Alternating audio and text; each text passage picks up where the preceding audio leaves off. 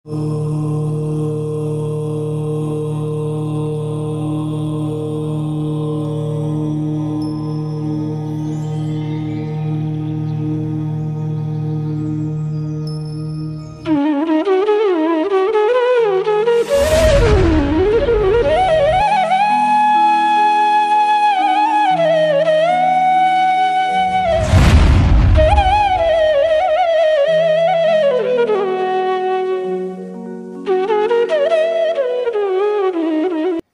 प्रश्न यहाँ बार बार उपस्थित हुआ देशघाती और सर्वघाती के विषय में।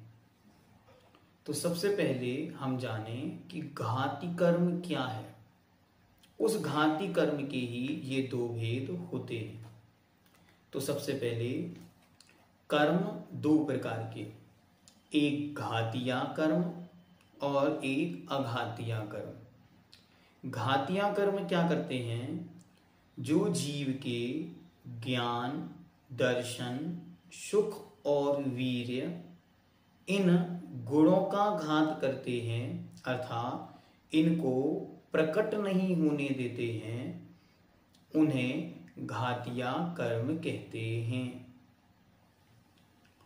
ये घातीय कर्म कितने हैं? 4। ज्ञानावरणी, दर्शनावरणी, मोहिनी और अंतराय। ठीक है।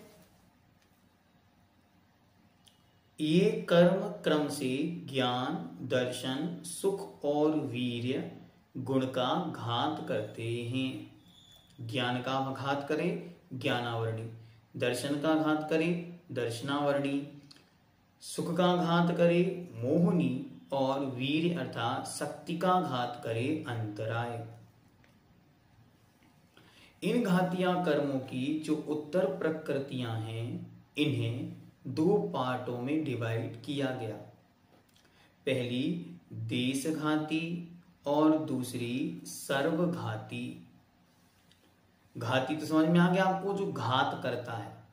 देश मतलब आंशिक रूप से घात करता है, थोड़ा सा घात करता है। और सर्वघाती मतलब पूर्ण रूप से घात कर देता है। तो जो जीव के गुणों का एक देश आंशिक थोड़ा सा घात करे, अर्थात जिनका उदय रहते हुए भी गुण कुछ अंशों में प्रकट रहे, उन्हें देशघाती कर्म कहते हैं। जैसे कौन कौन से कर्म हैं? तो आप चाहें इन्हें नोट डाउन कर लें। टोटल कर्म कितने हैं? घातीय कर्म 47। ज्ञानावरणी के 5, दर्शनावरणी के 9, मोहिनी कर्म के 28 और अंतराय के 5। टोटल है 47। अब इन 47 कर्मों में से देशघाती अलग करने हैं, सर्वघाती अलग करने हैं। ठीक है। सबसे पहले देशघाती कौन कौन से हैं? जो कर्म होते हुए भी उसमें से आंशिक शक्ति प्रकट होकर काम करती है, वे कौन कौन से हैं? तो पहला है क्योंकि ज्ञान है तो 5 प्रकार के ज्ञान में से केवल ज्ञान को छोड़कर बाकी 4 ज्ञान। कौन कौन से ज्ञानावरण? मति ज्ञानावरण, श्रुत ज्ञानावरण, अवधि ज्ञानावरण और मनःपर्यय ज्ञानावरण। और केवल ज्ञानावरण जाएगा सर्वघाती में। ठीक। फिर दूसरे नंबर पे आया क्या? दर्शनावरण। दर्शनावरण कर्म के कितने भेद हैं? टोटल हैं 9। 4 प्रकार के दर्शन, चक्षु, अचक्षु, अवधि और केवल, और 5 प्रकार की निद्रा। ठीक है। तो चक्षु दर्शनावरण, अचक्षु दर्शनावरण और अवधि दर्शनावरण, केवल ये 3 देशघाती हैं। और इसके अलावा बाकी जो बचे हुए 6 मतलब 5 प्रकार की निद्रा और एक केवल दर्शनावरण, ये चले गए सर्वघाती। फिर इसके बाद अगला है मोहिनी कर्म। मोहिनी कर्म के टोटल भेद हैं 28। ठीक। अब 28 भेदों में से मिथ्यात्व गया सर्वघाती में।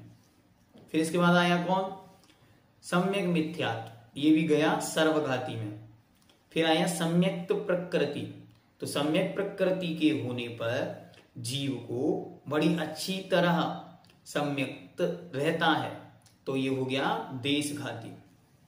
फिर अनंतानुबंधी के 4, ये उसमें गए। अप्रत्याख्यानावरण के 4 सर्वघाती में, प्रत्याख्यानावरण के 4 सर्वघाती में, तो सर्वघाती में वहां चली गई टोटल 12 कषाएं। अब बची संजुलन की 4, संजुलन क्रोध, मान, माया, लोभ, ये चारों आ गए देशघाती में। फिर हास, रति, अरति, शोक, भय, जुगुप्सा, स्त्रीवेद, पुरुषवेद और नपुंसक वेद। फिर आए अंतराय, तो 5 प्रकार के अंतराय देशघाती में आते।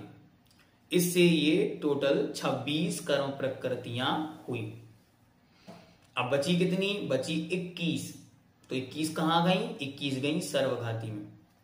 जो आत्मा के गुण को बिल्कुल भी प्रकट ना होने दे उसे कहते हैं सर्वघाती, जो पूरी तरह से आवरण डाल दे उसको कहते हैं सर्वघाती। तो सर्वघाती कौन कौन सी हैं, एक बार सर्वघाती फिर से नोट कर लें तो आपकी देशघाती अलग समझ में आ जाएंगी।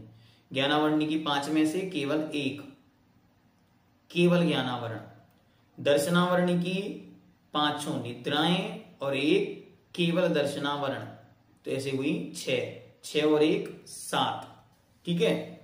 फिर उसके बाद सम्यक मिथ्यात्व, पहले मिथ्यात्व और फिर सम्यक मिथ्यात्व हुई टोटल 2, 7 और 2 9, और फिर इसके बाद 12 प्रकार की कषाएं। 12 प्रकार की कषाएं कौन सी, अनंतानुबंधी 4, प्रत्याख्यानावरण 4 और अप्रत्याख्यानावरण 4, टोटल हुई 21। तो ऐसी 21 प्रकृतियां हुई सर्वघाती, और बाकी जो शेष बची हुई 26 प्रकृतियां हैं वो हैं देशघाती। ये देशघाती और सर्वघाती का भेद केवल घातिया कर्मों में होता है। तो अच्छी तरह आपको याद है, घातिया कर्म होते हैं 4, ज्ञानावरणी, दर्शनावरणी, मोहनी और अंतराय। टोटल प्रकृतियां हैं 47। तो 47 में ज्ञानावरणी की 5 में से 4 देशघाती, 1 सर्वघाती, निद्राएं 5 सर्वघाती और केवल दर्शनावरण सर्वघाती, बची 3 देशघाती। मोहिनी में आएंगे तो मोहिनी में मिथ्या, सम्यक मिथ्या और अनंतानुबंधी 4, अप्रत्याख्यानावरण 4 और प्रत्याख्यानावरण 4, ये सर्वघाती, बाकी बची हुई देशघाती, और 5 अंतराय ये देशघाती, क्योंकि इनके होने पर शक्तियां काम करती हैं और कुछ ना कुछ ग्रहण करने को जीव को अवश्य ही मिलता है, मिल सकता है। और इन सब के बीच में एक प्रकृति है सम्यक मिथ्यात्व नाम की, जो जब हमने काउंटिंग की तब तो ये है किसमें, सर्वघाती में। सर्वघाती में होते हुए भी जब ये उदय में आती है, ध्यान से समझना, सम्यक मिथ्यात्व कर्म का बंद नहीं होता। बंद किसका हुआ, मिथ्यात्व का। बाद में जब ये टूटकर 3 टुकड़ों में बटी तब जाके ये प्रकृति आई। तो मात्र उदय और सत्य होता है, अन्य सर्वघाती की अपेक्षा यह भिन्न है, इसलिए इसको कहते हैं जात अंतर, एकदम स्पेशल क्वालिटी की, अपनी जाति से कुछ भिन्न है। सर्वघाती में सब कुछ घात लिया जाता है, लेकिन ये सर्वघाती होते हुए भी तीसरा गुण स्थान बनाती है और वहां छायोशमिक भाव होता। इस प्रकार इन दोनों में बहुत बड़ा अंतर दिखाई देता। ठीक है, तो देशघाती, सर्वघाती और सम्यक मिथ्यात्व प्रकृति, इस प्रकार ये विषय हुआ। ओम सिद्धम।